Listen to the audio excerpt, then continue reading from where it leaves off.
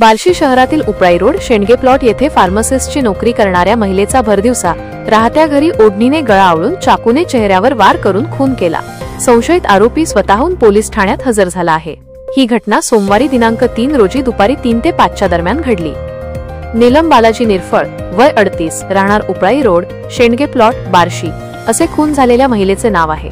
नीलम यांनी दुपारी 3 च्या दरम्यान पतीला फोन करून सांगितले होते की आज घरी तुळशीचा विवाह करायचा आहे, तुम्ही लवकर या, येताना विवाहाचे साहित्य घेऊन या। त्यानुसार पती बालाजी हे सायंकाळी घरी आले तेव्हा मुख्य गेटला कुलूप दिसले। शेजारी आसपास पत्नी गेली असेल म्हणून वाट पाहिली, शाळेत मुलगा आणण्यास गेली असावी म्हणून शाळेत पाहिले पण पत्नी दिसून आली नाही। अखेर गेटवरून एका मुलास घरात सोडून खिडकीतून पाहण्यास सांगितले, त्यावेळी ती झोपल्याचे दिसले। मोबाईल घरातच वाजत होता, त्यामुळे संशय आला अशी माहिती बालाजी निरफळ यांनी पोलिसांना सांगितली। पोलीस उपअधीक्षक अशोक सायकर, पोलीस निरीक्षक बालाजी कुकडे यांनी घटनास्थळी भेट देऊन पंचनामा केला असून मृतदेह अंतरिम तपासणी प्रक्रियेसाठी ग्रामीण रुग्णालयात दाखल केला आहे। गुन्हा घडल्यानंतर संशयित आरोपी पोलीस ठाण्यात स्वतःहून हजर झाला।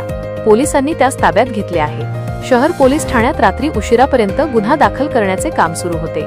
चौकशी आणि तपासानंतर गुन्ह्याचे कारण समोर येईल असे पोलिसांनी सांगितले।